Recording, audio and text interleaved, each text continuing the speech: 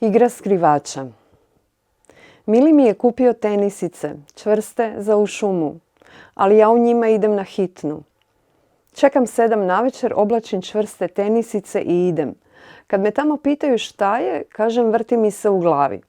Za vratom mi sjedi div koji se najao pečenog vola. U naručju drži klapsku pjevačicu. Sve troje smo rumeni u licu. Idite kući i mirujte, kaže doktor. Mi odemo, legnemo, a klapska pjevačica mi sjedi na prsima tužna, glasom dubokim i mekim poput margarina pjeva. Dok anđeli pletu uvojke mom snenom mužu, ja se davim pod njenom guzicom, velikom poput krošnje.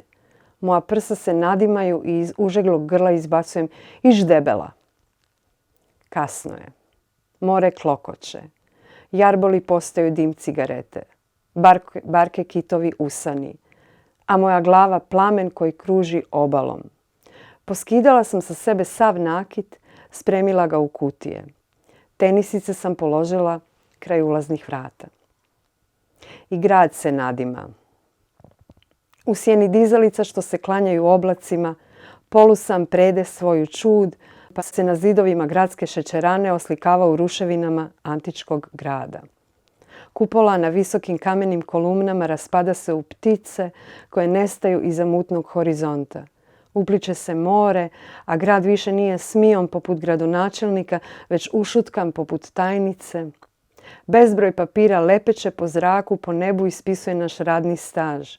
Grad se ljulja bez pramca i konopi mu se raspadaju u ulice starijih krezubih žena koje žvaču ostatke usana i u rukama čvrsto drže torbice.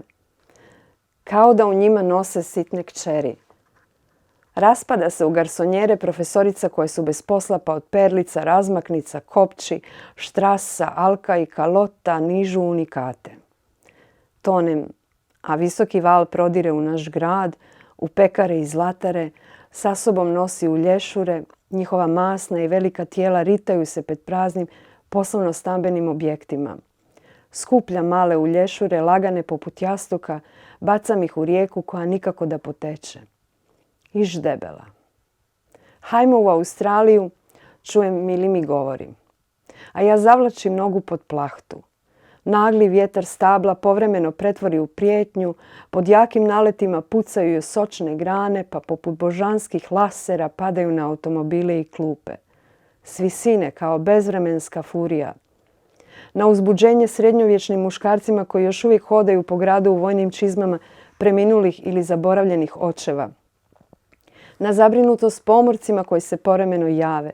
Na stravu ljubavnicima koji se najviše plaše rata. Grad će do jutra pasti na pločnik i raskrinkati neko novo kulturno dobro. Onda će zakolutati očima, ponovno sve zatrpati i popločati granitom. Pašće prije nego što Mili i ja zaspimo, sklonjeni od vjetra iznad mozaika, antičkih kupelji i kostiju svećenika. Kad se dani i noći ovako spoje, Mili spava i hoda. A ja umjesto da utonem ustajem pa drljam po vratima, tresem plahte, lebde mrvice mjeseca, čistim ručke, sve koje nađem u kući, pitam se čime tako uprljamo ruke, pa oblačim čiste gaće i čarape za doktora, Icu, tko me već dopadne. Vrti mi se u glavi, nema opravdanja, pristali smo na sve ovo, štednjak, plinski bojler, kanta za smeće, 1, 2, 3, 1, 2, 3, 1, 2, 3, barem da jednom odspavamo normalno prije nego što hrastovi odu u pjesak, a pelud u blato, pegla, kada, toster, 1, 2, 3, 1, 2, 3, 1, 2, 3. Svječnica, uza šašće, bezgrešno začeće, sve huj pothodnikom prema zavodu za zapošljavanje i mete. Mili napokon ustaje, stoji i jeca u mraku sobe, ulično svjetlo pada na njegove krupne ruke, te su ruke potpuno mirne, priljubljene uz tijelo kada krene dalje van naše sobe u potragu za svojim nadimkom. Mjesečari po kući tako da ga gotovo ništa ne dotiče, a sve mu prijeti sa strane. Hoda pa stane usred pola sjećanja na raspored našeg očišćenog stana, počne jecati glasnije. Ali ovo ne nalikuje ludilu. Zato ga i ne primam za ruku, ne vodim u krevet, samo ga poput mačke pratim i gledam kao da i nije plijen, već suhi list na vodi. U ušuškanom gradu, u snu, nezaposleni ljudi padaju košeni neslavnom narodnom smrću. Ta smrt pucketa među kestenima isparava kroz kanal usred grada, vjetar je pronosi pothodnikom. A šta ćeš? Ništa.